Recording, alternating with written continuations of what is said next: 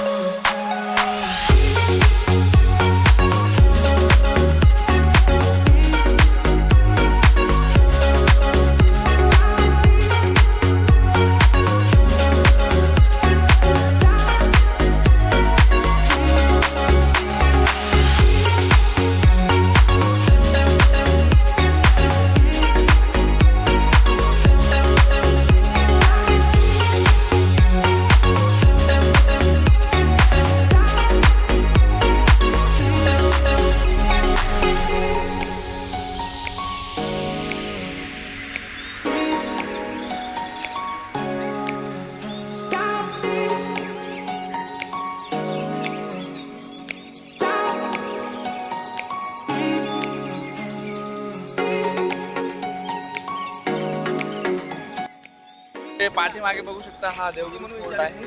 तर आता आपण याला आज विजिट देणार आहोत. आणि हा राकेश शेवाळे इकडे.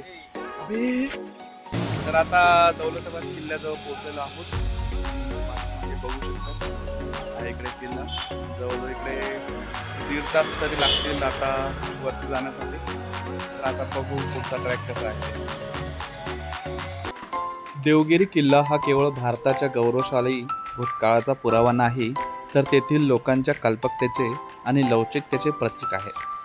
हे असे स्थान आहे जिथे इतिहास जिवंत होतो आणि त्याच्या प्राचीन भिंतीमधून भूतकाळातील प्रतिध्वनी ऐकू येतात.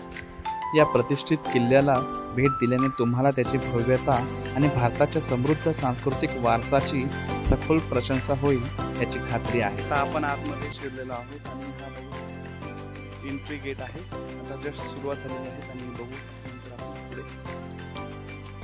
200 मीटर उंच शंकूच्या आकाराच्या टेकडीवर असलेला देवगिरी किल्ला 12व्या शतकात यादव घराण्याने बांधला होता आणि या शतकानुशतके लढाया आणि राजवंशामध्ये तो मजबूत राहिला आहे.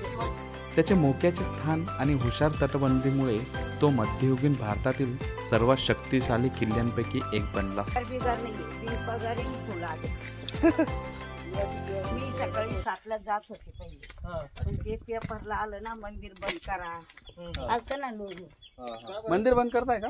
बंद केलं होतं पहिले 15 दिवस मंदिर बंद होतं. दिवाने अगरबत्तीने काहीच नाही. काय माहिती वरतूनच चालतं काही. आता मग आम्हाला शाळेला पाठवतात. 3री-4थी मध्ये होतो ना आम्ही, तेव्हा देवगिरी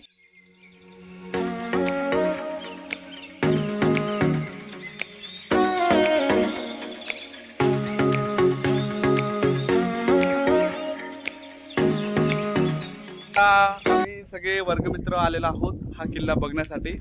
तर सगळ्यात जास्त ह्या किल्ल्याचं ऐतिहासिक माहिती जी आहे तर ते आमचे वर्गमित्र सागर खैरनार हे सांगणार आहेत. ते खूप गोष्ट करतात. तर ते सांगणार आहेत. हा बोला. 4थी मध्ये चालले. आम्हाला जेव्हा 3री-4थीला हा पाठ होता देवगिरी किल्ला, त्या अभ्यासातून आम्ही इथून आलो इथे बरोबर. आणि त्यानंतर आम्हाला हा पाठ एकदम अतिपूर्ण महत्वाचा होता, ऐतिहासिक. बरोबर. ओके बरोबर.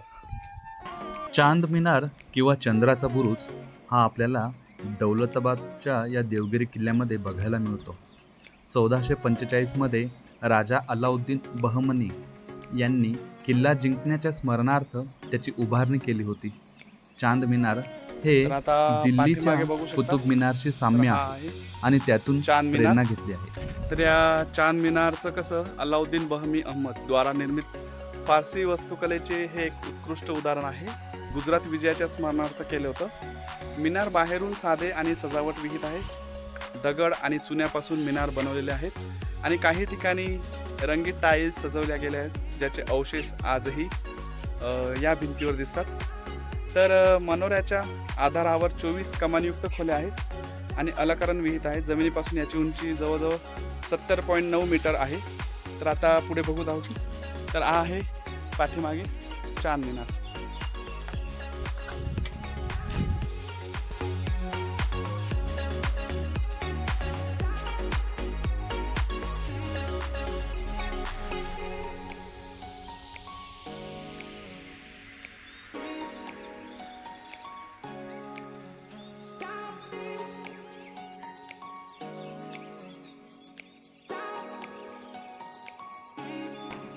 या तोफेचे खरं नाव किल्ला शिकन अर्थात किल्ल्यास तोडणारी असे आहे. तोफेचा मागील भाग मेंढ्याच्या मुखाकृती असल्याने सामान्यतः हिला मेंढा तोफ म्हटलं जातं. या तोफेचा बाहेरील भाग तांब्यापासून तर आतील भाग हा लोखंडापासून तयार करण्यात आलेला आहे. तोफेची संपूर्ण लांबी 5.30 मीटर आहे आणि नळीच्या आतील व्यास 20 सेंटीमीटर आहे. बुरुजाप्रमाणे एका उंच आधारावर अक्षरावर केंद्रित असल्यामुळे हिला आवश्यकतेनुसार वर खाली तसेच उजवीकडे डावीकडे सहज फिरवता येत असे. शत्रू सैनिकांना गोंधळात टाकण्यासाठी आणि त्यांना सहजपणे पळून जाण्यापासून रोखण्यासाठी किल्ल्याला एकच प्रवेश आहे आणि तोच प्रवेशद्वार म्हणजे हा.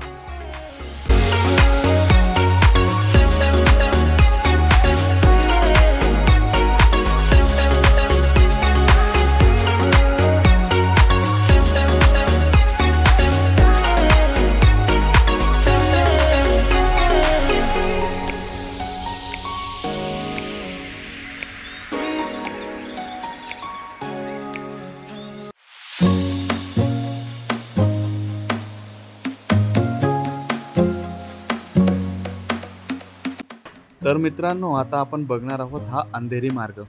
गडद रस्ता किंवा अंधेरी सर्वात आतल्या भिंतीकडे जाणारा एक अरुंद गडद चक्रव्यूह सारखा बोगदा. हल्लेखोरांना गोंधळात टाकण्यासाठी आणि पकडण्यासाठी तर हा इथं डिझाईन अंधेरी केलेला मार्ग आहे. डार्कनेस.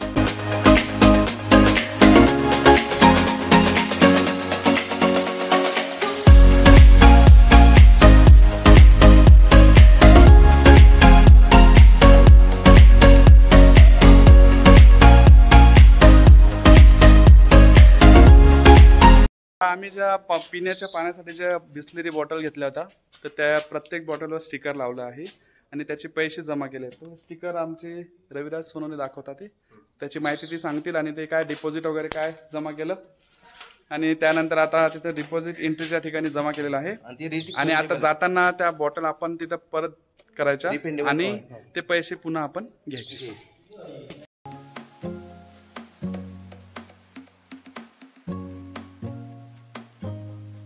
हा बुलबुला मार्ग आहे. इथं रस्ताच माहित नाही कोणता नेमका. या ठिकाणी हा पण इकडे मार्ग जाऊ शकतो आणि इकडे पण हा मार्ग जातो. आता बघू आता समोरचा रस्ता कोणता एक्झॅक्टली तेच माहिती नाही. आता बघू कोणता तरी एक डिसाईड करतो आणि निघतो.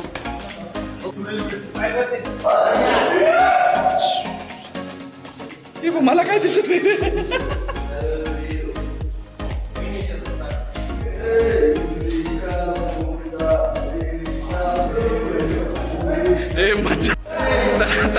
इथं काही समजत नाही रस्ता कोणता आहे काय. तर इथं हरू पण शकतो आम्ही.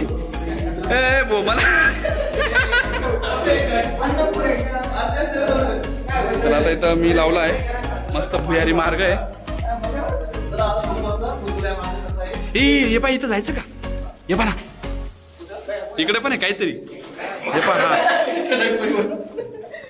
चला चला चला चला रे रे पाहून तर येऊ काय चालू आहे इथं. भुयारी मार्ग आहे. अरे काहीच नाही इथं फक्त सेम तसंच आहे.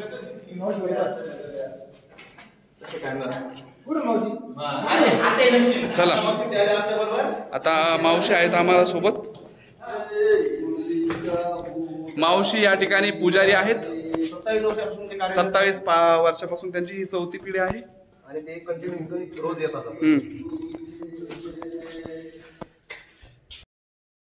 इथं पूर्ण अंधार आहे मला माहित नाही माझे मित्र कुठे गेले, गायब झाले सगळे. इकडे काहीतरी चमकतंय फ्लॅश, तर आता यांना शोधत शोधत चाललोय आता आम्ही. इथं समोरचा काही रस्ता दिसत नाहीये आणि एकदम मस्त असा एक्सपिरियन्स आहे. डार्कनेस खरं तर याला भुलभुलैया मार्ग म्हणतात. तो जो नवीन आहे तर तो दुसरा नवीन पायऱ्या आलेल्या आहेत आणि वाघोबा पण आहे. जाण्याचा मार्ग आहे हे बा, हे डायरेक्ट इकडे तळ्यामध्ये जातो हा मार्ग. दुश्मन डायरेक्ट खाली, म्हणजे तो पाण्याचं आपण पाहिला ना.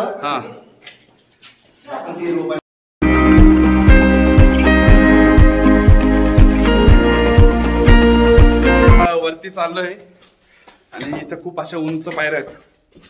पूर्वीचे लोक कसे पटापट चढत असतील काय सांगता येत नाही, पण त्यांची तशी तब्येत पण होत्या.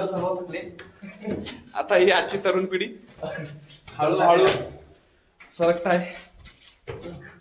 आणि इथं लाकडी जिना आहे इथं.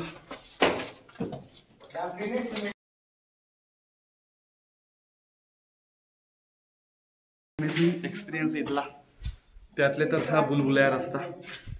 सुपर्ब. जसा तसा किल्ला आपल्याला हा बघायला भेटतो.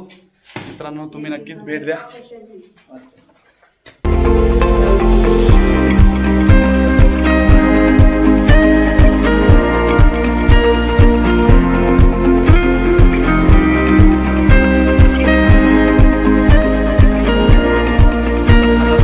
शेवटच्या टोकापर्यंत आलेलो आहे आणि खूप दमलेलो आहे. आता थोडस आराम करतोय. मजा येते आणि पण मजा आहे. फुल टू एक्सपिरियन्स आहे. आणि किल्ला म्हणजे बऱ्यापैकी खूप छान आहे. जसं तसं आतमधनं थोडंसं बाहेरचं जे आहेत दगडी बांधकाम ते थोडंसं पडलेलं आहे. But overall everything is superb.